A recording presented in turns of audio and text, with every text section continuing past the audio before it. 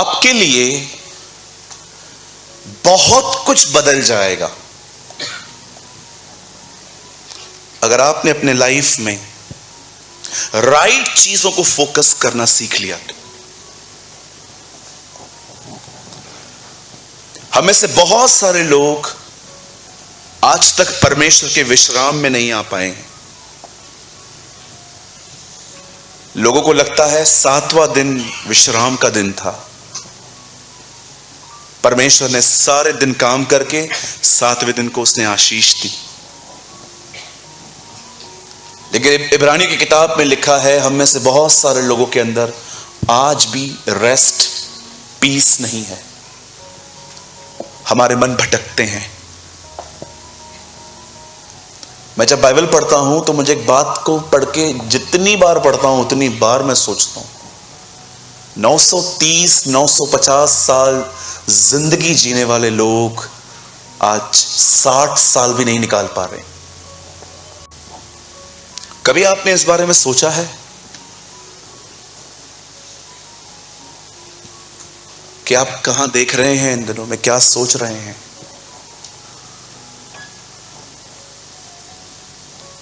आप जानते हो शाऊल की जिंदगी क्यों खराब हुई? क्योंकि शाऊल का ध्यान खुदा से हटकर स्वयं पर आ गया। हर चीज वो अपने बल से करने की कोशिश कर रहा था। आप जानते हो उसने अपनी निर्भरता खो दी। जो भरोसा उसका परमेश्वर पर था वो भरोसा ही उसने खो दिया। जब आप और मैं अपना विश्वास खो देते हैं ना, तब हम खुद से बातें करना शुरू करते हैं, कैसे करूंगा, कैसे करूंगा, कैसे करूंगा। आप जानते हैं आप कितना आगे जा सकते हैं? सिर्फ आपको अपना ध्यान सही जगह पे लगाना है। पानी एक डुबाने वाली चीज है, लेकिन कभी आपने सोचा है पतरस को उसी पानी ने सहारा दिया क्योंकि उसका ध्यान यीशु पर था। जब उसने यीशु की तरफ देखना शुरू किया, बाइबल बताती है वो पानी पर चलने लगा। वही पानी जो इंसान की मौत का कारण बनता है, वो पानी उसे सहारा दे रहा था। क्या रीजन था? क्योंकि उसने अपना ध्यान सही जगह पे लगाया। आज बहुत सारे लोग कलीसिया आते हैं, ये बहुत अच्छी बात है कि आप अपना समय निकाल के यहां आते, लेकिन बहुत ऐसे भी लोग हैं जिनकी जिंदगी में कोई परिवर्तन नहीं आता, कोई बदलाव नहीं आता, ट्रांसफॉर्मेशन नहीं आती।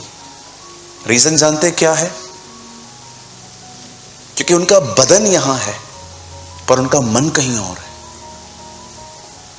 वो अपनी बॉडी साथ में लेकर आए हैं, लेकिन वो मेंटली कहीं और है, वो मेंटली कहीं और है। एक मां जब उसका बच्चा बीमार पड़ता है ना, तो वो सारा दिन अस्पताल में रहती है। फिर कोई आता है तो घर जाती है कपड़े लेने के लिए, फ्रेश होने के लिए। वो घर भी जाएगी ना, उसका अस्पताल में ही मन होगा कि मेरे बच्चे को कुछ हो ना जाए। बहुत बार आपको मैं सच कहता हूं, बहुत बार आपकी जिंदगी में और मेरी जिंदगी में हम बहुत सारा अच्छा अच्छा ज्ञान रखते हैं। सबत का दिन ये है, हम ट्राइन गॉड में बिलीव करते हैं, we are believe in the God the Father, God the Son, God the Holy Spirit. हमारे डॉक्ट्रिन्स बरोबर हैं, हमने वाटर बैप्टिज्म लिया है। लेकिन एक चीज जिसमें हम बहुत चूक जाते हैं वो है सही बातों को निहारना। मैं बहुत बार ये कहता हूं, मैं आपको आज भी बताना चाहता हूं, बहुत लोग कोविड में नहीं मरते अगर वो न्यूज़ न देखते। बिलीव मी, बहुत लोग कोविड में नहीं मरते अगर वो खबरें नहीं सुनते। हमारी खबरों में बड़ा भय था। आज ऑक्सीजन नहीं है, आज बेड नहीं है, आज इतने लोग मर गए, आज शमशान के बाहर लाइन लगी हुई है। लोग देख देख के ही आधे मर गए थे, फिर जब उनको कोविड हुई तो पूरे मर गए। इसीलिए पौल तिमुथियुस को कहता है, खुदा ने जो तुझे रूह दी है उसमें भय नहीं परंतु सामर्थ, संयम और प्रेम है। खुदा ने आपको डरने वाली आत्मा नहीं दी है। याद रखिए, भय कभी खुदा की तरफ से नहीं हो सकता। यीशु ने कभी भी नहीं कहा जो मुझसे डरते हैं वो मेरी आज्ञा को मानते हैं। उसने कहा जो मुझसे प्रेम करते हैं वो मेरी आज्ञा मानते हैं। परमेश्वर, खुदा कभी अपनी इबादत, परमेश्वर कभी अपनी भक्ति एक इंसान को डर से कभी नहीं करवाता। इवन अगर आप पुराने नियम में भी पढ़ेंगे तो जहां पर भी फियर ऑफ गॉड लिखा है वहां पर एक्चुअली उसका मीनिंग है रेवरेंस, आदर कर तू मेरा। कभी कभी हमसे जब पाप हो जाता है तो परमेश्वर का चित्र ही हमारे अंदर बदल जाता है। हमें लगता है अभी एक स्वर्गदूत आएगा और हमें मार डालेगा। बहुत सारे लोगों ने ना अपने जिंदगी में एक डरावने खुदा की इमेज रखी है। नहीं, आपका परमेश्वर ऐसा नहीं है। कुछ लोगों को लगता है पुराने नियम का यहोवा बहुत डरावना है, नए नियम का यीशु नम्र है। This is a wrong understanding. आप जानते हो वही खुदा जिसने नूह के दिनों में और सदोम और अमोरा के दिनों में पूरी तरह से उनको खत्म कर दिया, क्या आप जानते हैं उसी खुदा के बारे में यीशु मसीह ने निकोदेमुस से क्या कहा? परमेश्वर ने जगत से ऐसा प्रेम किया कि उसने अपना इकलौता पुत्र दे दिया ताकि जो कोई विश्वास करे वह नाश न हो परंतु अनंत जीवन पाए। क्या आप जानते हो यीशु कहता है मुझे उसी परमेश्वर ने भेजा है जो पुराने नियम का परमेश्वर है। कभी अपने अंदर खुदा की इमेज खराब मत करिए। वो बहुत दयालु है। He is so merciful। आप मुझे 10 मिनट बर्दाश्त नहीं कर सकते, खुदा आपको 10,000 साल बर्दाश्त कर सकता है। इसलिए बाइबल में लिखा गया है मैं परमेश्वर क्रोध करने में धीरजवंत हूं। I am the Lord slow in anger। अगर आपको पता है, अगर आपको यह जानना है ना परमेश्वर कितना दयालु है, उसका एक साइन बताऊं, उसका एक प्रूफ दूं? बताओ, आप जिंदा है।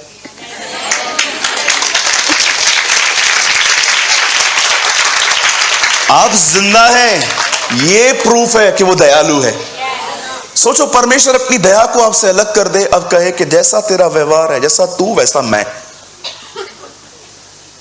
अभी तू एक झूठ बोल के दिखा, तेरा एक दांत नहीं तोड़ा। आप बिलीव करेंगे आधे घंटे में हमारे 32 के 32 बाहर आ जाएंगे, क्योंकि हम 1 घंटे में 32 झूठ तो बोल ही देते हैं। हम तो ऐसे होते हैं, कभी कभी घर पे बैठे रहेंगे, सामने वाला कॉल करेगा, अरे तू आया नहीं है, रास्ते पे हूं, I am on the way, करते ना। जरा सोचो कितना दयालु है आपके साथ। कितनी कमिटमेंट्स करते हैं हम लोगों के साथ, सब पूरी हो जाती हैं, कुछ भी पूरी नहीं करते, फिर भी वो आप पे दया करता है। राइट? कितने लोग ये मानते हैं कि परमेश्वर ने आपसे दया भरा व्यवहार किया? नहीं, आप लोग नहीं बिलीव करते, तो हाथ उठाने में इतनी देरी क्यों?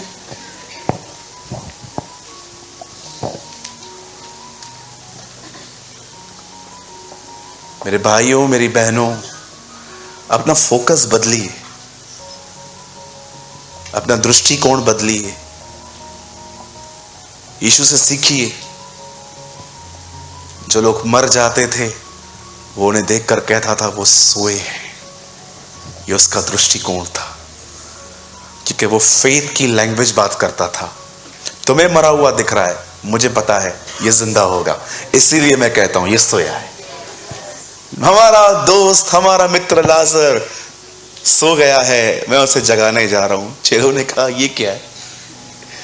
वो समझते ही नहीं थे। लड़की मरी नहीं है परंतु सो रही है, लिखा है। वो लोग हंसने लग गए। यीशु ने कहा बाहर निकालो, निकालो, जब तक ये नहीं निकलेंगे मैं कुछ नहीं करूंगा। अविश्वास के साथ मैं इतना कुछ नहीं कर सकता।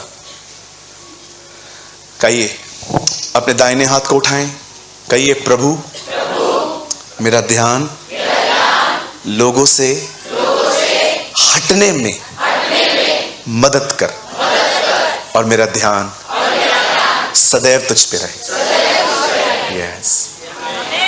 अपना टूटापन खुदा के पास ले जाइए। फेसबुक पे लिखने से कुछ नहीं होने वाला। I am sad. तो क्या करें? क्या करूं? आरती करूं तेरी? पूजा करूं आपकी? कुछ लोग है ना फेसबुक पे, मतलब उनको मक्खी भी काटेगी ना, ओ मस्कीटो बाइट, मच्छर ने काटा, मेरी दुआ है 2-4 और मच्छर काटे तुझे। आजकल है ना लोग है ना अपनी ब्रोकननेस जानते हो किसके पास लेके जाते हैं? लोगों के पास, ताकि थोड़ी सी सिंपैथी मिल जाए, कुछ मैसेजेस आ जाएं, ताकि आपसे लोग पूछें क्या हुआ, बीमार हूं। थोड़ा सा भी टूटेंगे ना, मूड ऑफ होगा ना, फेसबुक पे लिख देंगे मूड ऑफ। मैं तो मन करता है नीचे लिखूं आमीन, बना रहे तू ऐसा ही। क्या क्या नॉनसेंस चलता रहता है आजकल। अपने टूटेपन को खुदा के पास ले जाओ। उसने कहा जो टूटे हैं मैं उनके करीब रहता हूं।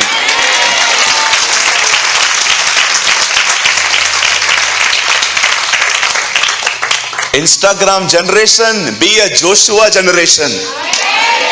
इंस्टाग्राम जनरेशन से बाहर आइए, यहोशू की पीढ़ी बनिए। आमीन। हाँ, भाई लोग थोड़ी सी दाढ़ी बढ़ाएंगे, फोटो निकालेंगे, ऊपर लिखेंगे फेसबुक पे न्यू लुक। Very good. क्या मिलता है आपको? बस लाइक्स और कमेंट्स। क्या मिलता है इसका आपको? अंकल दिनकरन की जब बेटी ऑफ हो गई, वो टूटेपन को खुदा के पास ले गए थे। जवान जनाजा उठा था उनके घर में, वो खुदा के पास गए थे। जोनाथन एडवर्ड खुदा के पास जाते थे, क्रॉनिकल ब्रदर्स खुदा के पास जाते थे, डीएल मूडी खुदा के पास जाते थे, साधु सुंदर सिंह खुदा के पास जाते थे, एडब्ल्यू टोजर खुदा के पास जाते थे। इससे पहले कि सूरज निकले अंधेरा ही था, यीशु उठा और जंगल में चला गया खुदा के पास। खुदा के पास जाइए। कोई भी आपको हर्ट करता है ना, परमेश्वर के पास जाओ। उसको फोन करके क्या मिलेगा? वो तो उल्टा आपको और परेशान करने वाले। कुछ होगा नहीं, उठाओ फोन, उसे बताओ, ओ आपका वो खुदा है। कितनी अमेजिंग प्रतिज्ञा है, जो टूटे हैं मैं उनके करीब रहता हूं। मैं तो प्रभु को कहता हूं, प्रभु 1-2 को रोज भेद तोड़ने के लिए, ताकि हर बार तू हमारे करीब बना रहे। क्या मिलता है? ये फेसबुक पे डालने से कुछ नहीं होगा। मूड ऑफ, फीलिंग स्लीपी, तो जा सो जा। हमें क्यों बता रहा है तू? Eating dosa, eating idli, eating vada, where is chutney. कहिए अपने पास वाले से, बुद्धिमान बनो। हाँ, अगर ये वर्ड सुन के उसको गुस्सा लगे तो आप समझ जाओ ये मूर्ख है ना। हमें बुद्धिमान बनना है। खुदा ने आपको फेसबुक दिया है, खुदा ने आपको इंस्टाग्राम दिया है, उसके अंदर खुदा का कलाम शेयर करो। जिंदगियां बदलती हैं। आमीन। आपकी आपके आपकी आपकी खूबसूरत शक्ल को देख के किसी की भी जिंदगी नहीं बदलने वाली। विश्वास कीजिए, किसी का लाइफ चेंज नहीं होने वाला। उल्टा लोग है ना आपके बारे में कुछ गलत भी सोच सकते हैं, लेकिन इतना है, वचन सदैव उधार लाता है। आमीन। तो क्या आप सब तैयार हैं? ओके, चलिए मेरे साथ खोलिए। आज हम खोलेंगे पहला तीमुथियुस। ओके, मैं हमेशा वचन खोलते समय कुछ समय रुकता हूं, क्योंकि मैं उम्मीद करता हूं सबको मिल जाए, क्योंकि जो घर में नहीं पढ़ते हैं उनको नहीं मिलता है इधर, है ना। सच बोल रहा हूं मैं। जो लोग घर पे बाइबल नहीं पढ़ते ना, उनको कभी भी चर्च में वो लेटर नहीं मिलता है, फिर वो खोलते खोलते दूसरे को दे।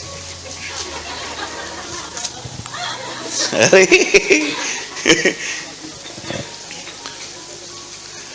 Thank you Jesus. पहला तीमुथियुस, 1 तीमुथी चैप्टर 1, पहला अध्याय। पहला तीमुथियुस और उसका पहला अध्याय।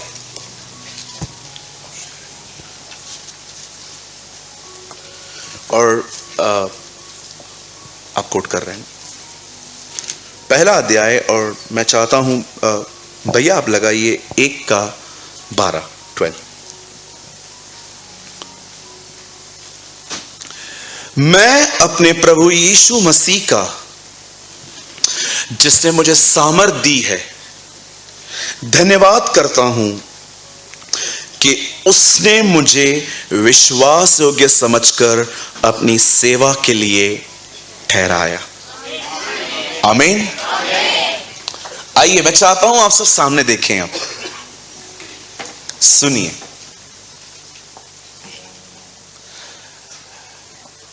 परमेश्वर ये नहीं चाहता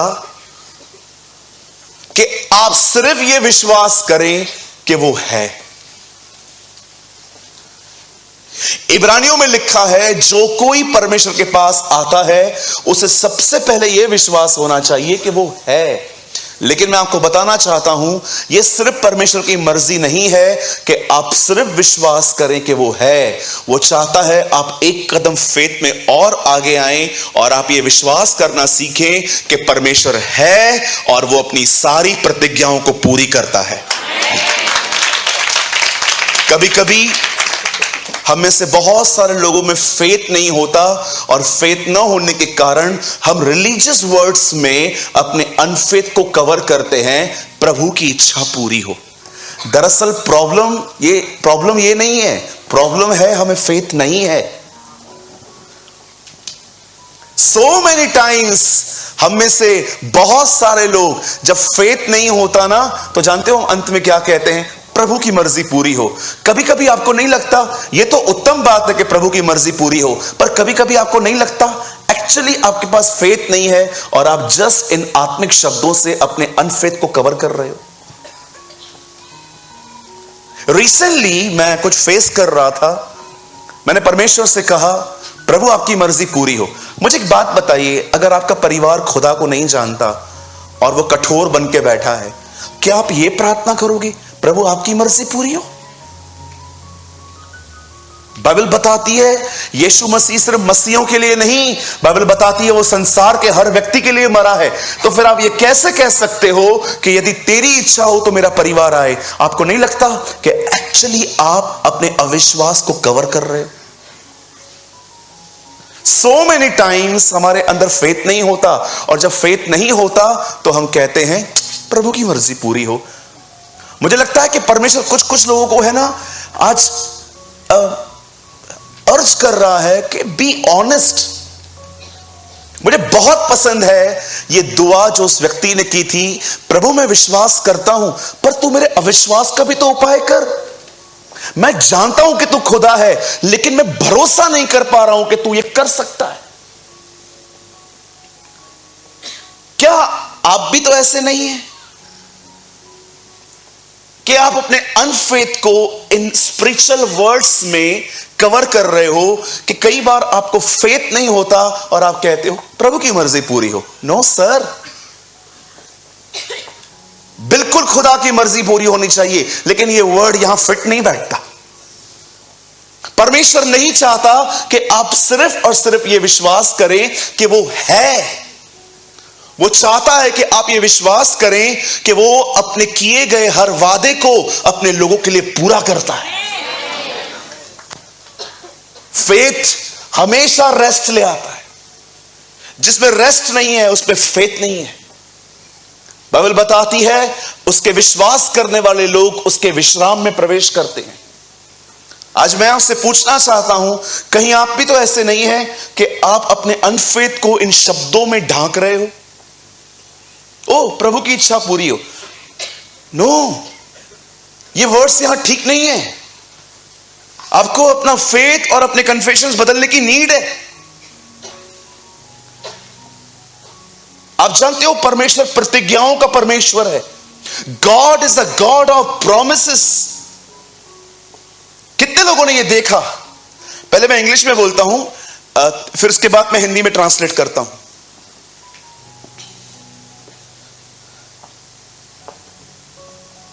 चलिए मैं हिंदी में बोलता हूं। मैं इंग्लिश में बोलना जानता हूं लेकिन मैं टाइम बचा रहा हूं। सुनिए, आपने देखा पुराने नियम में परमेश्वर ने वादा किया, मैं अपने बेटे को भेजूंगा। पूरे 39 books from Genesis to book of Malachi आप पढ़ के देखिए। सारे किताबों में परमेश्वर, आपको मैं पहली और आखिरी प्रतिज्ञा बताऊं जीसस के लिए। पुराने नियम में पहली प्रतिज्ञा है, परमेश्वर शैतान से कहता है, स्त्री का वंश तुझे मारेगा। हम सभी जानते हैं स्त्रियों का नहीं, स्त्री मरियम, उसके पेट में से जो निकलेगा वो तुझे मारेगा। और जानते हो मलाकी में यीशु के लिए अंतिम शब्द क्या लिखा है? धार्मिकता के उस सूर्य के किरणों से इजराइल चंगी होगी। This is the last word for Jesus.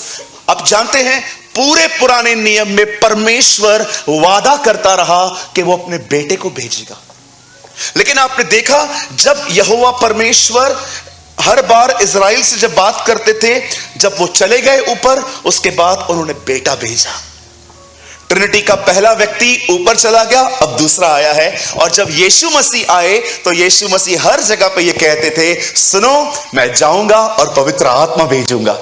एक दिन ऐसा आया जब ट्राइन गॉड का दूसरा व्यक्ति ऊपर चला गया और तीसरा व्यक्ति अब अर्थ पे आया है। और जानते हो वो तीसरा व्यक्ति वादा कर रहा है, बहुत जल्द वो बादलों पे आएगा। He is a God of promises। इसीलिए पौल कहता है गलातियों की कलीसिया के अंदर कि उसने तुम्हें प्रतिज्ञा किया हुआ आत्मा दिया। अगर आप बाइबल में से प्रोमिसेस ही निकाल दो तो बाइबल में बचा क्या? सब तो फिर हमें ही करना पड़ेगा। Thank God for the promises. हम प्रभु को धन्यवाद करते हैं उसकी महान प्रतिज्ञाओं के लिए जो हमारी जिंदगी में रेस्ट ले आते हैं। मैं क्यों आपको इस मीटिंग को शुरू करने से पहले कह रहा था, आप अगर अपना फोकस बदलें तो आपके लिए बहुत कुछ बदल जाएगा। आप जानते हो आज आपका फोकस बदलने की जरूरत है। आज मैंने वचन खुलवाया कि पौल कहता है कि मैं विश्वास योग्य हूं। हम जानते हैं कि खुदा भी विश्वास योग्य है, लेकिन पौलुस कहता है परमेश्वर कुछ चीजें मनुष्य की विश्वास योग्यता को देखकर देता है। लिखा है भंडारी विश्वास योग्य रहे। आज क्या होती है फेथफुलनेस, मैं थोड़ा आपको बताना चाहता हूं। देखिए खुदा ने इस लड़के के लिए क्या किया। बाइबल बताती है इब्राहिम से इसहाक पैदा हुआ, इसहाक से याकूब और एसाव पैदा हुए। और आराम से पढ़ के देखिए, याकूब का एक बेटा था जो बहुत ज्यादा उसका प्रिय था। आप सभी जानते होंगे वो याकूब का बड़ा प्रिय था, उसका नाम था यूसुफ। कहिए यूसुफ। आइए कहिए यूसुफ। हाँ, ये उसके बेटे का नाम था। आप जानते हो उसे बहुत प्यार करता था। कभी कभी किसी से ज्यादा प्यार करना लोगों को उसकी दुश्मनी करवाने के बराबर हो जाता है। होता है ऐसा कि आप किसी से ज्यादा प्यार करो, ऑटोमेटिकली आपके दुश्मन उसके दुश्मन बन जाएंगे। क्या बात है, इसको इतना पूछते हैं। आपने देखा यीशु 3 चेलों को हर जगह ले जाता रहा। अब कई सारे लोगों को लगता है, कुछ लोग बड़ी पार्शियलिटी करते हैं। आपको लगता है जीसस पार्शियलिटी कर रहा था? जरा सोचो, अगर हम 12 लोग हों और अगर हम 12 लोग हो टीम में और यीशु मसीह के पीछे पीछे आ रहे हैं और प्रभु 3 लोगों को साथ में लेके जाता है और उसने मुझे ऐसा कहा, तू इधर ही रुक। क्यों? मैं क्या सामरी हूं? मुझे क्यों नहीं लेके जा रहे हो? और जैसे यीशु ऊपर गया, एलिया और मूसा 3 लोगों को लेके, मैं आपको सच कहता हूं, हम लोग 9 लोग हैं ना, जाते क्या बात करेंगे? गलत बिहेवियर है ये, ठीक नहीं कर रहा है प्रभु, गलत है ये। बहुत आसान है कुछ चीजों को न समझ के बड़बड़ करना। जानते हो वो 3 खुदा के इतने करीब क्यों थे?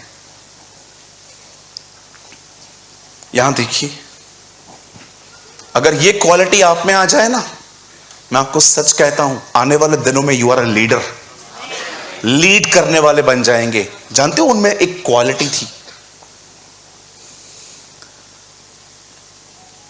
उनको यीशु डांटता था, उसके बाद भी अगले दिन वो उसके साथ खड़े होते थे। अगर हम आज किसी को डांट लेना, कल जाके हमारे विरोधी बात करेगा, ठीक नहीं है ये लोग, अच्छे नहीं है ये लोग, बुरे हैं ये लोग, डांटते हैं। आप में है उन तीनों की तरह? पता है एक को क्या कहा गया था? शैतान, शैतान मुझसे दूर हो। अगर सोचो मैं आपको कह दूं आज, ए शैतान, कल मेरे लिए वीडियो बन जाएगी, है ना? यही रीजन था, यीशु ने उन तीनों को बहुत अपने करीब रखा था, क्योंकि वो उसके दिल को पहचानते थे। मेरे भाइयों, मेरी बहनों, याद रखिए, ये वो लोग नहीं थे जिन्हें यीशु ने कहा मैं तुम्हें समझूंगा। ये वो लोग थे जिनको यीशु ने यह कहा होगा, तुम्हें मेरे साथ रहना है, हां तो मुझे समझना पड़ेगा तुम्हें। मैं तुम्हारे लिए अपने तौर तरीके नहीं बदलने वाला हूं, तुम्हें मेरे लिए अपने तौर तरीके बदलने पड़ेंगे। दैट इज द रीजन वो लोग उसके करीब थे। ये पक्षपात नहीं होता, ये पार्शियलिटी नहीं थी, एक कीमत थी जो उन्होंने चुकाई थी। कई सारे लोगों को लगता है कि चर्च के अंदर पार्शियलिटी होती है, बिल्कुल भी नहीं। आपको नहीं पता वो बंदा कितना अवेलेबल है, आपको नहीं पता कि वो बंदा क्या है। अगर हम उसको आधी रात को भी उठाते हैं, वो खुदा के काम के लिए भागता है। अगर ऐसे लोगों के प्रति हम थोड़ा समर्पित हैं, तो जिसको जो कहना है यू कैन, आप बोल सकते हो, नो प्रॉब्लम। चालेल कहिए, चालेल, यस चलेगा। मैं मराठी सीख रहा हूं, आने वाले दिनों में तुम लोग कुछ भी बोलो मैं समझूंगा। यस, मैंने एक बहुत अच्छा वर्ड सीखा उस दिन, कुछ समय पहले। मराठी में लिखा था भूतांचा विश्वास, दुष्ट आत्माओं का विश्वास हिंदी में लिखा था, और मराठी में लिखा था भूतांचा विश्वास, भूतों का ईमान। आपको पता है ना, दुष्ट आत्मा को जब हम कहते हैं निकल यीशु के नाम से, आपने देखा वो नौटंकियां करती है ना। आपको पता है विश्वासी से ज्यादा डर तो उनके अंदर है। आप विश्वासी को कह दो यीशु मसीह आ रहा है, अरे तो तू सालों से बोल रहा है, आया थोड़ी है, टाइम है अभी। लेकिन दुष्ट आत्मा को आप कहो यीशु के नाम से निकल, देखा जाए तो कुछ कुछ लोगों से ज्यादा फियर तो दुष्ट आत्माएं मानती है ना। सहमत हैं आप? हाँ, होना भी चाहिए। सुनिए, द बाइबल सेज उसने यूसुफ को प्यार किया। बोलिए, यूसुफ को प्यार किया।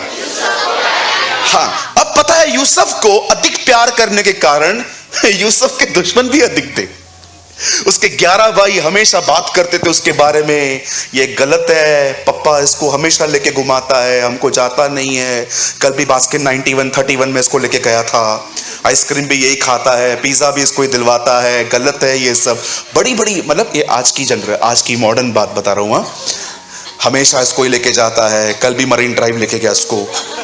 हमें तो कहां नहीं लेके जाता, हम तो सड़ रहे हैं बैठ के, सारा दिन गाय का गोबर उठाओ, उधर फेंको इधर फेंको, बहुत सारी बातें बोलते होंगे वो लोग, बोलते होंगे ना, हम भी बोलते हैं, हमारी तरह थे वो भी, बहुत सारी बातें वो बोलते थे। यूसुफ का बेचारे का कोई गुनाह ही नहीं, यूसुफ का एक ही गुनाह, पिताजी प्यार करते।